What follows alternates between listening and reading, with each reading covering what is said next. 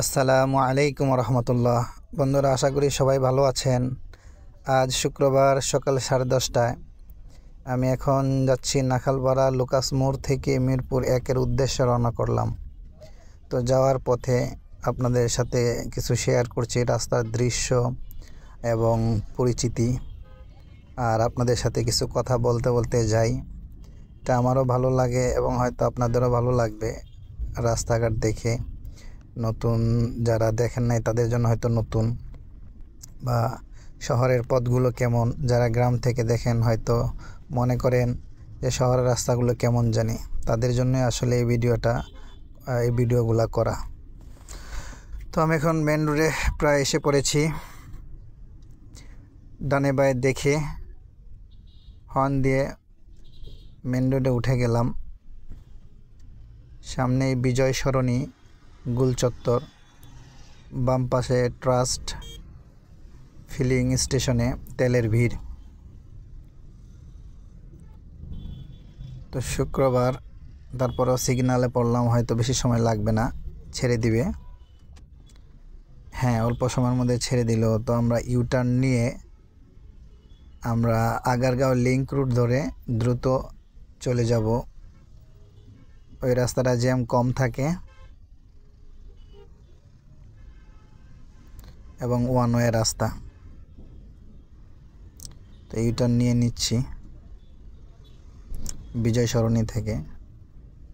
এখন প্রধান উপদেষ্টার কার্যালয় থেকে বাম দিকে আমরা আগারগাঁও লিংক রোডে চলে যাব। তো যেহেতু শুক্রবার, রাস্তাঘাট মোটামুটি ফাঁকা,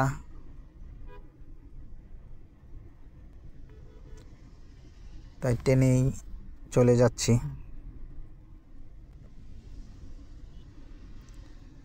এখন আমরা বাম দিক দিয়ে চলে যাব আগারগাঁও লিংক রোডে।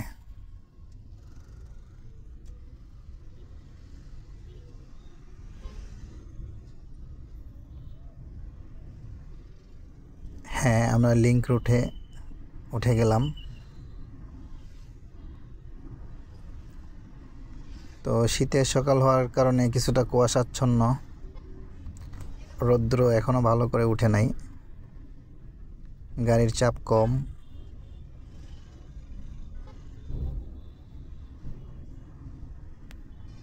ছুটে চলেছি নিরন্তর দিক থেকে দিগন্তে। আসলে এরকম ফাঁকা রাস্তায় গাড়ি চালানোর মজাটা অন্যরকম, ভালোই লাগে। যদিও ঢাকা শহরে সবসময় এরকম ফাঁকা থাকে না, শুক্রবার শনিবার ছাড়া, তাও সকালবেলা ছাড়া। বিজয় সরণি মেট্রো রেল স্টেশন।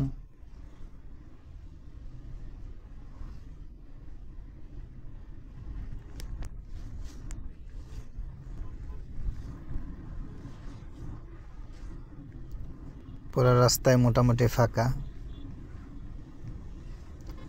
তাই গাড়ির গতিও বাড়িয়ে দিলাম। আর গাড়ির গতি যতই বাড়াই, চেষ্টা করি অবশ্যই নিয়ন্ত্রণের গতি এবং গতিবিধি মেনে চলার জন্য। বায়ে হালকা মোড় আছে, তাই গাড়িটা একটু স্লো করে বায়ে মোড়ে আমরা আগারগাঁও সিগন্যাল পয়েন্টে চলে আসলাম। এখন আমরা ডান দিকে চলে যাব শেওড়াপাড়া কাজীপাড়া রোডের দিকে, আর সোজা গেলে শ্যামলী শিশু মেলা, পঙ্গু হাসপাতাল। তো আমরা ডান দিক দিয়ে চলে যাচ্ছি মেট্রো রেলের নিচে দিয়ে আগারগাঁও মেট্রো রেল স্টেশন।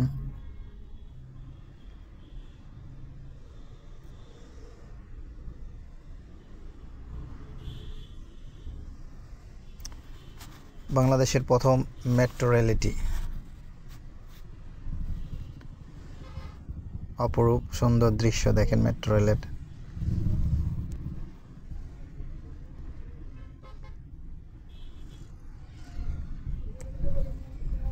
তো আমরা সাবধানে এগিয়ে চলছি, দেখে শুনে ডানে বায়ে দেখে। আমার কখনোই কোনো তাড়া থাকে না,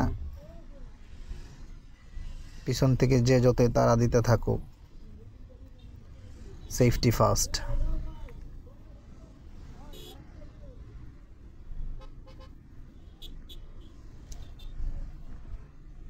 আসলে গাড়ি চালানোর সময় কেউ ডান থেকে হর্ন দিবে, হয়তো বাম থেকে অথবা পিছন থেকে, সবাই দ্রুত যাওয়ার জন্য তাগদা দিবে, কিন্তু আমাকে আমার মতো নিয়ন্ত্রণে রেখে ডানে বায়ে দেখে আমাকে কিন্তু এগিয়ে যেতে হবে।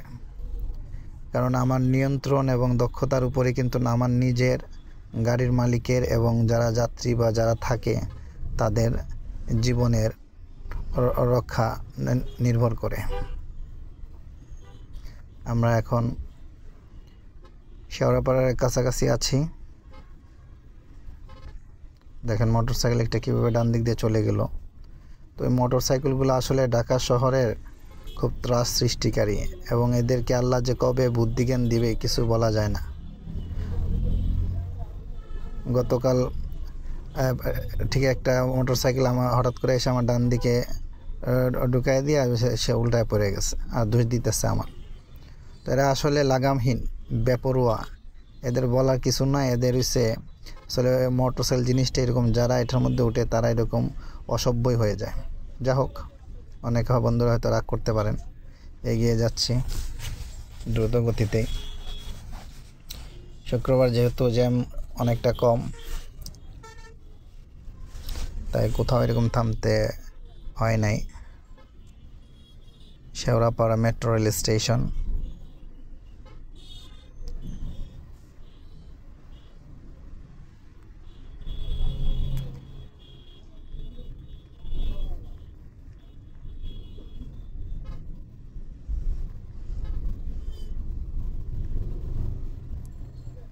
আসলে আমি ভ্রমণ পিয়াসু, কিন্তু যদিও পর্যাপ্ত সময় পাই না কোথাও ঘোরার জন্য, তাই যখনই একটু সময় পাই, ফাঁকা পাই, তখনই ঘুরতে বের হই এবং আপনাদেরকে প্রকৃতি দেখানোর চেষ্টা করি। কখনো সুযোগ হলে হয়তো বিভিন্ন জায়গায় যাব, আপনাদেরকে ইনশাল্লাহ দেখাবো এই ব্লগ বা এই পেজ বা এই চ্যানেলের মাধ্যমে। তাই আপনারা সবাই আমার সেফ জার্নি 2030 এই চ্যানেলটি সাবস্ক্রাইব করে রাখতে পারেন এবং এই পেজটি ফলো দিয়ে রাখতে পারেন। নিরাপদ ভ্রমণের জন্য চেষ্টা করি নিজের নিরাপদে নিয়ম মেনে গাড়ি চালানোর, এবং অন্য যাতে চলে সেটা তুলে ধরাই এর মূল উদ্দেশ্য।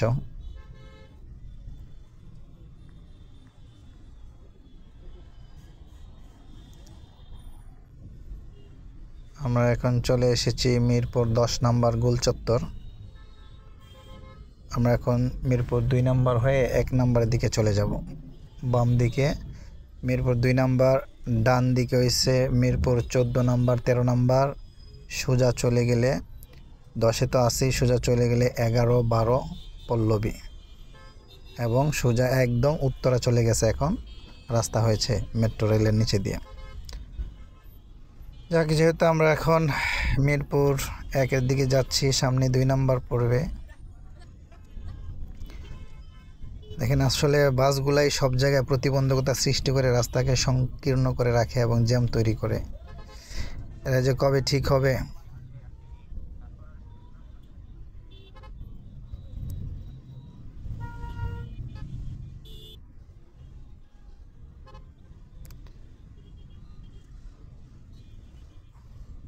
মিরপুর 2 নম্বরের দিকে আছে। এখন আমরা ডান পাশে রয়েছে মিরপুর স্টেডিয়াম।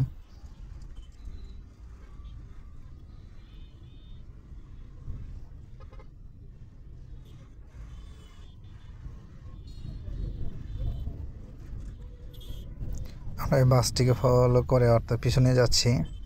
তবে এক্ষেত্রে সবসময় একটা জিনিস খেয়াল রাখতে হবে যে নিরাপদ দূরত্বে রাখতে হবে, কারণ বাসগুলো হঠাৎ করে যেভাবে ব্রেক করে এবং ডান থেকে বামে মোচড় মারে, তাই ওদের থেকে নিরাপদ দূরত্বে থেকে আমাকে গাড়ি চালাতে হবে।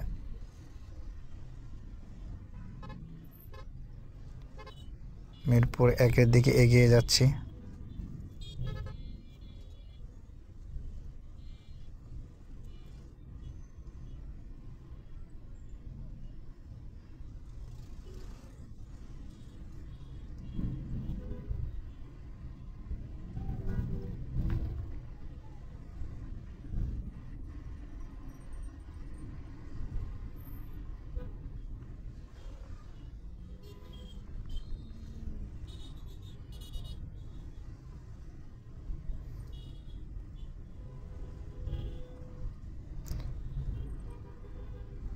বাসগুলো সবসময় মাঝামাঝি দিয়ে যায়, মানে ডানেও জায়গা রাখবে, বামেও জায়গা রাখবে, নিজেও যাবে না, আরেকজনকেও কি যেতে দিবে না। নিজে তো জায়গায় জায়গায় থামবেই। তো আমরা চলে এসেছি প্রায় 1 নাম্বার গোল চত্বরের কাছাকাছি। এখন আমরা 1 নাম্বার গোল চত্বর থেকে ডানে মোড় নিচ্ছি।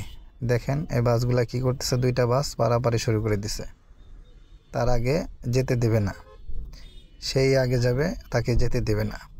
তো এই সমস্ত কারণে কিন্তু কত দুর্ঘটনা যে হলো এবং কত মানুষ যে মারা গেল, তারপরও এই বাস চালকদের মনের মধ্যে কোনো অনুশোচনা বা এগুলো প্রতিক্রিয়ার সৃষ্টি হয় না বা এগুলো সংশোধন হয় না।